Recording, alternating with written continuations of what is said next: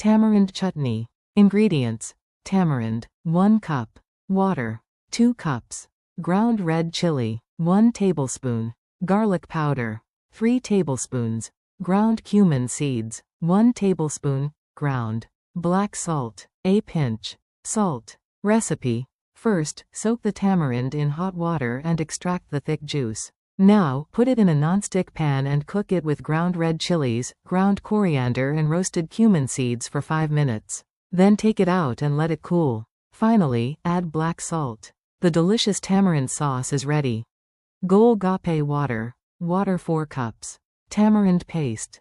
Carom seeds half a teaspoon. Chaat masala 1 teaspoon. Salt half a teaspoon or to taste. Black salt 1 teaspoon. Dry ginger powder half a teaspoon or as required. Red chili powder 1 teaspoon. Dough. Semolina 1 cup. All-purpose flour 2 tablespoons. Salt half a teaspoon or to taste. Water is required. Oil for frying.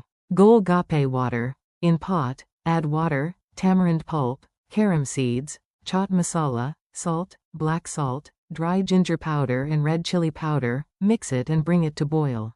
Strain and set aside to cool down. Dough. In bowl, add semolina, all-purpose flour, salt and water. Mix and knead well to form a dough. Cover with damp cloth for 30 minutes. Knead again until smooth 5 to 6 minutes and divide the dough into 2 balls. Grease working surface with oil and roll the ball with the help of rolling pin into a flat round circle. With the help of cutter, cut into round shapes, small circles and roll again. Puri size shouldn't more than 2 inches. Cover puris with damp cloth. Heat oil in frying pan and fry on low flame.